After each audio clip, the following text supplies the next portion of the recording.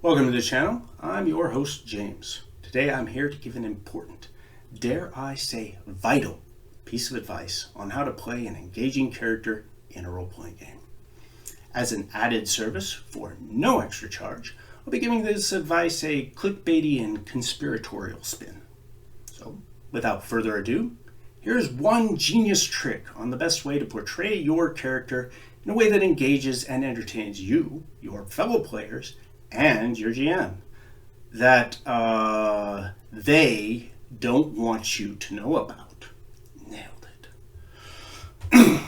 For years, celebrity D&D players like Name Drop 1 and Name Drop 2. Oh, right. I needed to fill those in before I started this. We'll say Matt Mercer and Dame Judi Dench. These titans of the gaming culture have for years portrayed the act of role-playing as a subset of improv theater, a game for actors to show off their talents in a world of disposable extras where the spotlight is always on them. I assume. I have never watched Critical Role, and Dame Dench has consistently ignored my requests to join the game she runs for her grandchildren. Now, this devious, narcissistic scheme I've ascribed to our cultural icons without evidence has gripped the hearts and minds of players across the nation for decades now. This has resulted in some of the most stilted, awkwardly acted characters since Billy Shatner portrayed everyone's second favorite Leonard Nimoy side piece. As an example, let's take a listen to a very real role-playing scene by very real D&D players. Hello, Hello. I am Galstaff, Sorcerer of Light. Then how come you had to cast magic missile? So now you probably want to know, what's the one weird trick I've been delaying the reveal for to pad my runtime? Tell your character's story in third-person perspective. Now perhaps this isn't the most novel advice. People have been doing this for decades after all, but it's this player's opinion that many of the advantages of the third-person perspective have been overlooked. Here's a list my editor may have spliced into the video to make everything I'm about to say redundant. Number 1. Third-person perspective separates the player from the character. Number 2. Describing your character's actions reduces the mental load of playing that character. Number 3. Third person, when you want it to, grants omniscient perspective to the other players and your game master on your character's thoughts, feelings, and motivations. And lastly, third person perspective can drastically speed up play by distilling out your character's most engaging activities while glossing over moment-to-moment details that probably contribute little to the game in comparison to their cost and time. I want to end on the strongest argument, so we're going to go through these in a bit more detail, starting with number 4. I don't know about you, but historically in my games, the biggest source of disengagement from my players has always been long wait times between when they get to do anything. Unlike a lot of games, though, this doesn't usually happen in combat. When it happens is in town when the party splits up to do their own thing. When this happens, many of the players expect a protracted personal scene with one-on-one with an NPC while the other players sit by, their characters elsewhere and unable to participate. After decades of suffering this problem as a GM and player, I've got to say these scenes are rarely worth it. I acknowledge they can add characterization and a great deal of entertainment value for the one player that gets to participate. But this is overshadowed by the 3 to 5 players that need to wait their turn. Not just through this one scene, mind you, but through all the other scenes by all the other players that want one. Now, there are ways to keep solo RP quick and impactful, but full disclosure, they're hard to do. On the other hand, if you just declare that solo missions your PCs want to go on will almost always be in third-person format, you can usually turn a 10 to 15 minute scene into a 1 to 2 minute story.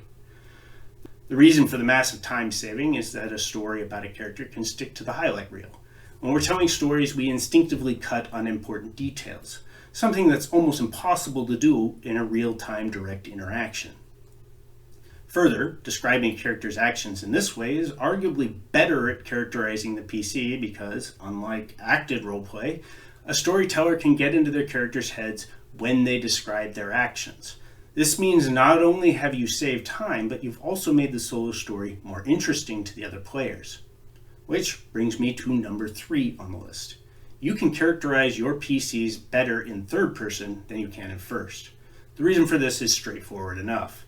You don't have to rely on potentially non-existent acting chops to communicate your character's feelings or motivations.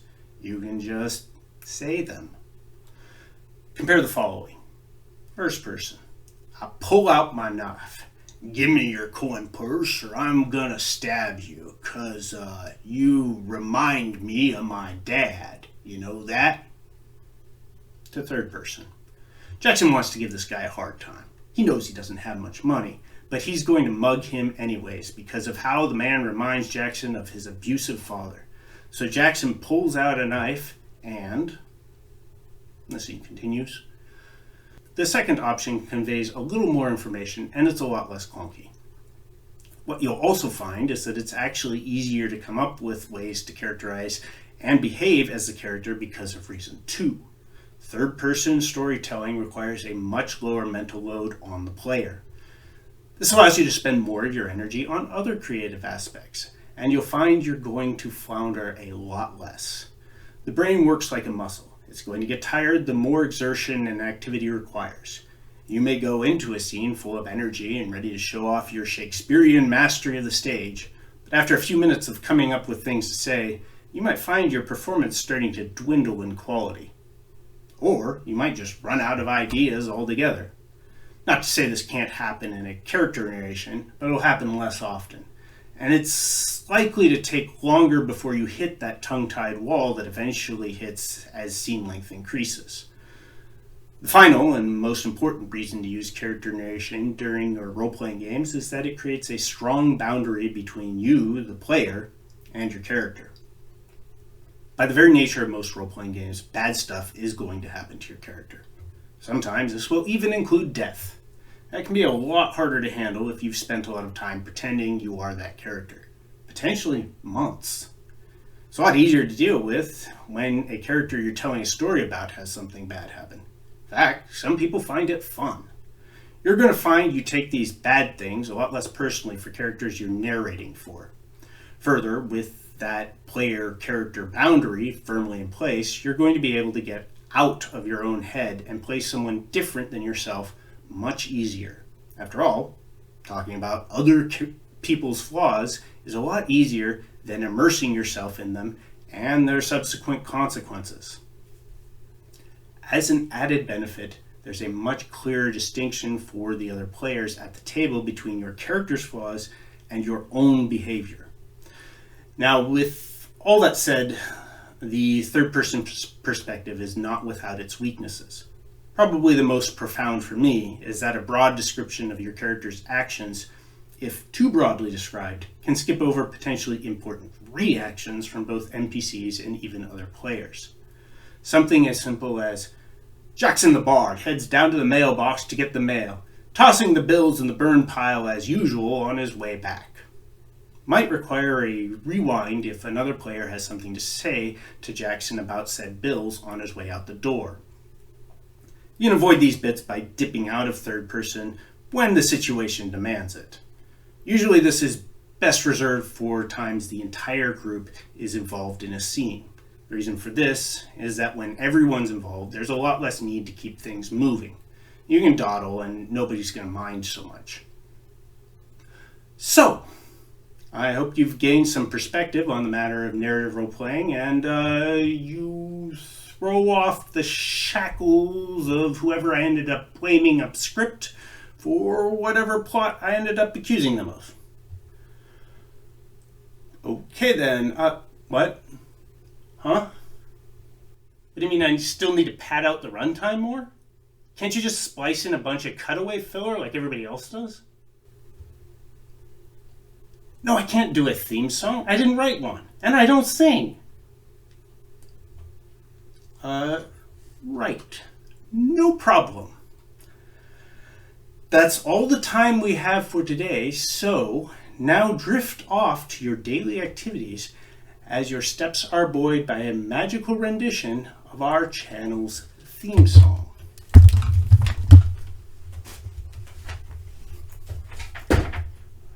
Playing games with your friends, it's what you're here to do. But I have, my dear friends, some disappointing news for you. Here on this channel that you found yourself a pawn. We talk and we gab and we go on and on and on. So go out, go forth to the great world beyond and play with some people maybe all the way across the pond. I'm kind of out of things here. Do I need to keep go? Still a little longer? 10 seconds? I got an idea. Splice in a guitar solo.